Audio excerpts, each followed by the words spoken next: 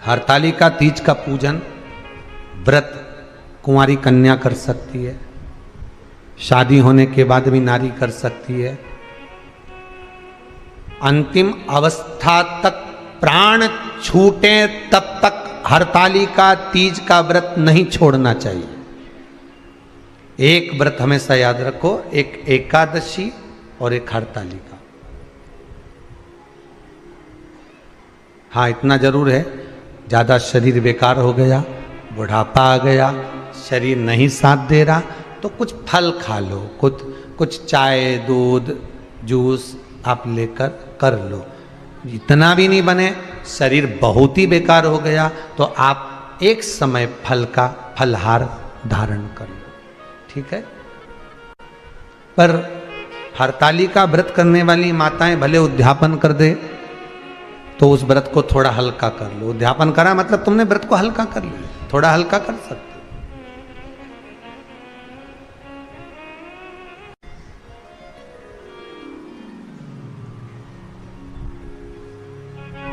हरतालिका तीज का जो व्रत का उद्यापन करते हैं उसमें 5 चीज रखते हैं ना, 5 कपड़े स्त्री के, 5 कपड़े पुरुष के, 5 तरह का अनाज, 5 तरह का फलहार, 5 तरह का फल। तो 5 तरह का जो फल रखाता है हरतालिका तीज के उद्यापन में, दुनिया के लोग उस 5 तरह के फल को केला गिन ले, पपीता गिन ले, मौसम्बी गिन ले, और अनार गिन ले, संतरा गिन ले, सब कुछ गिन लेते हैं, पर उस 5 तरह के फल में धतूरे को नहीं गिनते। पर शिव कथा में वर्णन आता है, हरतालिका तीज के उद्यापन में लिखा हुआ है, सबसे पहले 5 फल अगर गिनना है तो उसमें पहले धतूरे को गिनो, क्योंकि शंकर को वो प्रिय होता है, शंकर उसको स्वीकार कर लेता है। और धतूरा शंकर भगवान को क्यों चढ़ाया जाता है उसका प्रसंग आपको पहले भी कहा, आज फिर कहते हैं। धतूरा जब हम भगवान शंकर को समर्पित करते हैं तो हमारा कोई कार्य अटक रहा होता है, जिस कार्य को बार बार एग्जाम में बैठे हो, बार बार परेशान हो रहा है, बार बार इंटरव्यू देने जा रहे हो, नहीं हो रहा, एक बार धतूरे को हृदय से, भगवान को प्रेम से, करुणा सागर मेरे शंकर को दिल से एक बार वो धतूरा भगवान से विनती कर कर उसको चढ़ाओ तो सही, भगवान तुम्हारा कार्य सफल कर देगा। पर दिल से चढ़ाना, हृदय। हरतालिका तीज की पूजन करने वाले को चाहिए कि बालू का, मिट्टी का शिवलिंग बनाना चाहिए। फुलेरा जो बनाया गया है ऊपर शंकर जी के ऊपर लटकाने के लिए, टांगने के लिए, उसके नीचे शिव पार्वती गणेश जी की सुंदर बालू की मूर्ति बना लेना चाहिए, पार्थिव लिंग का निर्माण कर लेना चाहिए। शिव की आराधना करना चाहिए।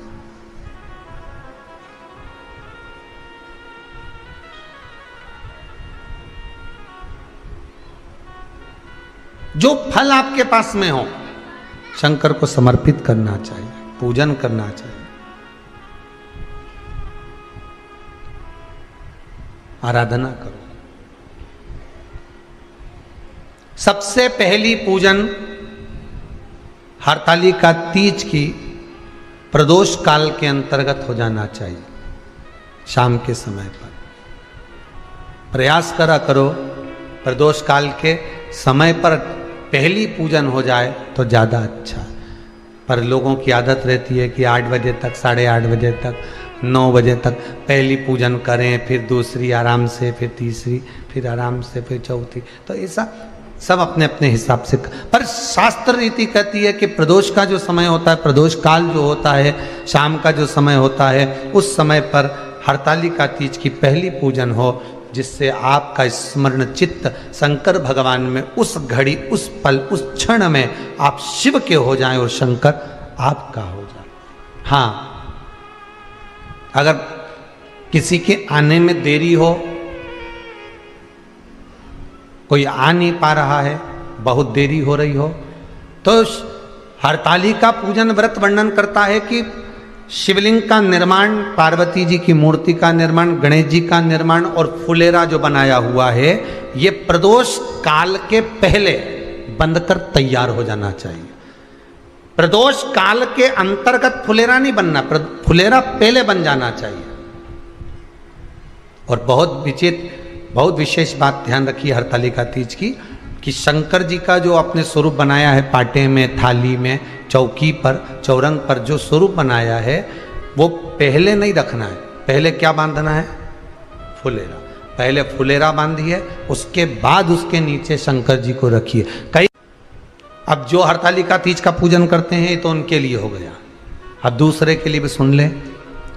जो नारी हरतालिका तीज का पूजन नहीं करती, व्रत नहीं करती, साधना नहीं करती, उसके लिए भी कहा गया कि आप अगर ये व्रत नहीं करते हो तो एक कार्य जरूर करना, कहीं पर फुलेरा बंधा हो, हरतालिका की पूजन हो रही हो, 5 मिनट 10 मिनट निकालकर अपने आसपास के किसी पौधे में से पत्तियां लेकर या पुष्प लेकर, 5 वृक्ष की पत्ती या 5 वृक्ष के पुष्प लेकर शंकर भगवान को जब पूजन हो रही हो, 5 मिनट माताएं जब पूजन कर रही हों, तब आप भी उस पुष्प को, उस पत्तियों को शंकर को समर्पित कर सकते हो। ये नहीं चढ़ा सकते तो 5 फल नहीं चढ़ा सकते तो 5 कुछ भी पुष्प आदि का आप शिव को समर्पित कर दो। पर क्यों चढ़ाया जाता है, किस लिए चढ़ाना चाहिए? तो कहा कन्या स्त्री अगर मान लो हरतालिका का व्रत नहीं करती, पूजन नहीं करती, आराधना नहीं करती, तो वो कन्या, वो नारी, वो स्त्री, वो पुरुष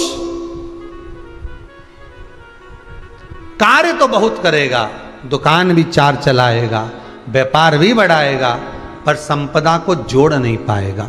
1 रुपए कमाएगा, 1.25 रुपए खर्च वाला काम चलेगा। हस्त नक्षत्र में जो तृतीया पड़ती है, हस्त नक्षत्र के अंतर्गत जो तृतीया का महत्व कहा गया है, वो संपदा को बढ़ाती है, मनोकामना को पूर्ण करती है। इस नक्षत्र के अंतर्गत जो तृतीया आती है वो मनोकामना को पूर्ण कर कर चली जाती है। इसलिए शिव की आराधना के लिए प्रथम माने।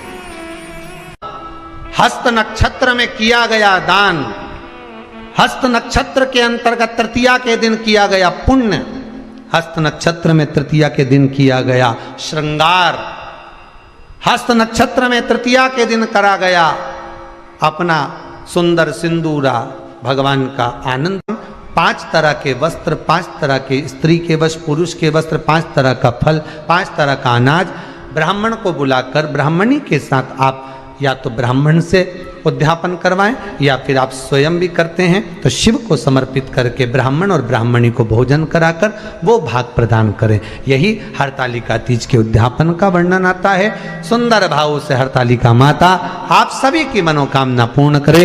हर हर महादेव। थोड़ा ध्यान लगाकर सुनना, हरतालिका तीज शिव महापुराण की कथा ही नहीं है। आप जो तीज करते हो, हरियाली करो चाहे सातुड़ी करो, उस तीज की महत्वता क्या है, इस हिंगोली की शिव महापुराण की कथा में अपने को समझना है कि उसकी मूल तत्वता, उसकी महत्वता है क्या, उसका महत्व क्या है।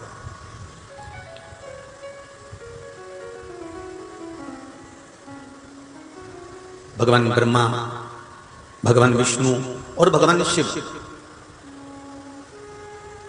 इन तीनों की जो अर्धांगिनियां, ब्रह्मणी, लक्ष्मी और पार्वती,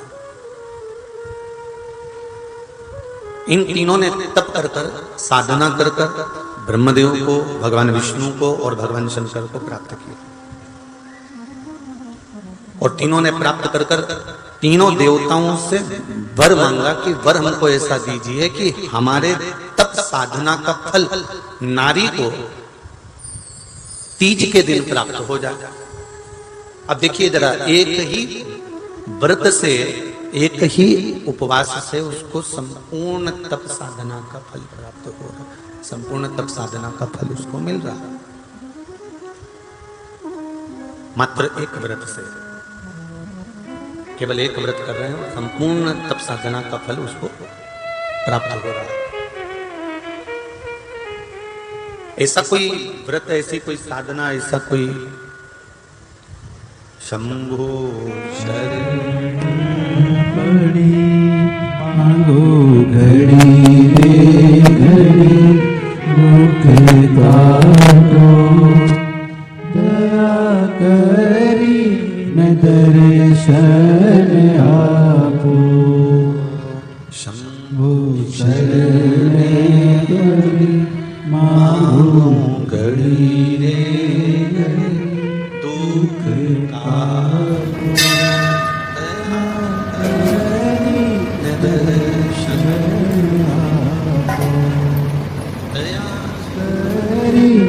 दर्शन आपको। तो ब्रह्माणी ने ब्रह्मदेव से मांगा, लक्ष्मी जी ने भगवान विष्णु से मांगा, पार्वती जी ने भगवान शिव से मांगा कि ऐसा वर दे दीजिए जिस वर से एक ही व्रत करने से संपूर्ण फल की प्राप्ति हो जाए, संपूर्ण फल मिल जाए। ऐसा एक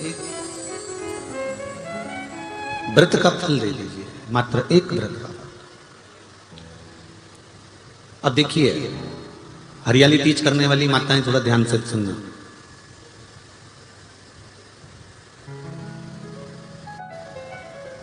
हरियाली तीज जब माताएं करती हैं तो एक हरियाली तीज, एक गणगौर की तीज, ये दो तीज के व्रत ऐसे होते हैं जिसमें जब माताएं करती हैं तो उस समय पर उमा, ब्रह्माणी और लक्ष्मी, इन तीनों की आराधना का फल उसको केवल एक व्रत से प्राप्त हो जाता है। अब देखिए दूसरा सातुड़ी तीज।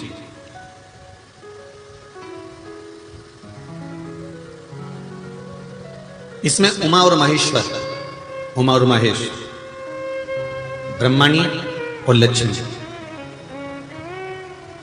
इन चार के व्रत तप का फल एक साथ सातुड़ी तीज के दिन प्राप्त हो जाता। अब एक आती है हरतालिका तीज।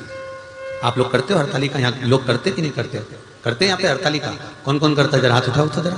अरे सभी करते हो, रखो रखो, बहुत बढ़िया, बहुत अच्छी बात। एक आती है हरतालिका तीज। इस तीज का व्रत माता पार्वती बेल वृक्ष के आनंद के साथ में फुलेरा बनाकर करती है, और जिसमें इस हरतालिका में माता पार्वती जी के जितने जन्म पहले हुए हैं, माता पार्वती का जन्म तो 52वें नंबर का, 52 नंबर पे माता पार्वती का जन्म है।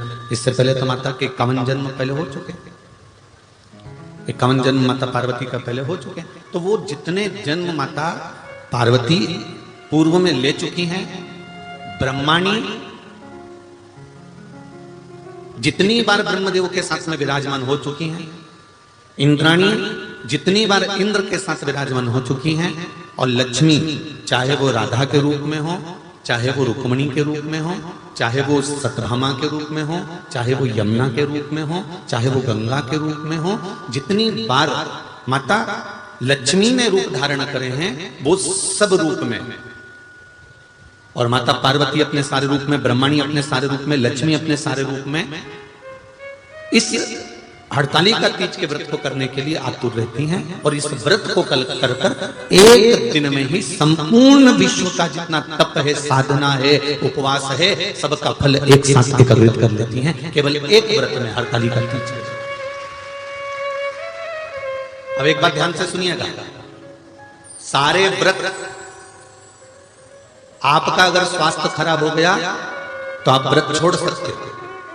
जितने भी व्रत आप लोग कर रहे हैं पूर्व के, सोमवार, मंगलवार, एकादशी, छठ, पंचमी, चतुर्थी, अगर आपका स्वास्थ्य खराब है तो आप उस व्रत को छोड़ सकते हो, सारे व्रत को छोड़ सकते हो। पर तीज का जो व्रत होता है, हरतालिका जो व्रत होता है, ये व्रत एक बार लेने के बाद जब प्राण छूटते हैं तभी ये व्रत समाप्त होता है, अन्यथा बीच में ये व्रत समाप्त नहीं। ये व्रत समाप्त होता ही नहीं। अगर शरीर से नहीं बनता कि अब हमारी अवस्था हो गई, अब शरीर से नहीं बन रहा है, तो भले एक पहर की पूजन कर कर, एक पहर का नियम धारण कर कर, एक पहर का स्मरण कर कर, एक पहर का पूजन व्रत धारण करो, और उसके बाद में भले आप थोड़ा सा जो भी आपको लेना है वो कर लो, पर इस व्रत को करना ही पड़ता है। इस व्रत का नियम ही यही है। इस व्रत पार्वती मैं तुम्हें प्राप्त हुआ हूं, यह हरतालिका तीज के व्रत का फल है। शिव जी कहते हैं पार्वती जो नारी हरतालिका तीज के व्रत का स्मरण करती है, फुलेरा जो बांधा जाता है उसमें 5 माला से ज्यादा माला लटकना चाहिए, 5 से कम नहीं। कितनी? जैसे माला जो लटकाते हो वो 5 से ज्यादा होना चाहिए। 5 तो जया, विषहरा, शामलीबारी, दौतली, देव, इससे अधिक होगी चलेगा, पर इससे कम फुलेरे के अंदर माला नहीं होना चाहिए महाराज। दूसरा, फुलेरा जहां हरताली का व्रत हो वहीं पर बांधा जाता है। हरताली का तीज का व्रत एक ऐसा व्रत होता है जो मरते दम तक रहता है। इस व्रत को छोड़ा नहीं जाता। ये नहीं किसी और वाले गुरुजी ने कहा और अपन ने एक बार कर लिया और अगली बार वो व्रत गायब हो गया, ऐसा नहीं होता। हरताली का तीज अखंड सौभाग्य के लिए, वंश वृद्धि के लिए, कार्य सिद्धि के लिए और कुंवारी कन्याएं उत्तम वर प्राप्ति के लिए, आनंद सुख के लिए करती हैं। ऐसा नहीं है कि केवल स्त्री ही करती है। जब नारी किसी कारणवश व्रत नहीं कर पाती तो पुरुष इस व्रत को धारण करते हैं। 30 अगस्त को, यही 30 तारीख को, कल 29 है, परसों 30 तारीख को हरताली का तीज रहेगी। आप सब अपने हृदय से, मन से इस व्रत को कर कर अपने जीवन को सार्थक बनाइएगा। जो करते हैं, कितने लोग करते हो जरा हाथ उठाइए हरताली का तीज। इतने सारे करते हो, अरे वाह वाह, कर लो, प्रणाम प्रणाम, आपको बहुत बहुत नमन करता हूं, बहुत बहुत सारा। फुलेरा बांधते हो? नहीं, अब की बार बांधना। मंदिर में करते हो तो मंदिर में, घर में करते हो तो घर में। फुलेरा वंश की वृद्धि करता है, फुलेरा अखंड सौभाग्य देता है, फुलेरा मन की कामना को पूर्ण करता है। जो बेटियां जिनका विवाह नहीं हो रहा हो या बेटे जिनका विवाह नहीं हो रहा हो, वो 7 स्थान पर कहीं फुलेरा बंधा हो तो फोन लगाकर पूछना कहां बंधा है, वहां का दर्शन करना। एक फूल में हल्दी कुंकू लगाकर शिव जी को चढ़ाकर फिर वहां से जाना। 7 स्थान के फुलेरे का दर्शन अवश्य करिएगा। जो व्रत नहीं करते हैं उनसे निवेदन है, कहीं हरताली का हो रही हो तो वहां बैठकर अगर भजन हो रहे हो तो थोड़ी देर भजन गाने चले जाना। अपने मोहल्ले में, कॉलोनी में, सोसाइटी में कहीं हरताली का तीज का व्रत हो रहा हो तो 2-4 मिनट जाकर दर्शन जरूर करना, जिससे भोलेनाथ आपका अखंड सौभाग्य करे और आपके मन की कामना पूर्ण करे।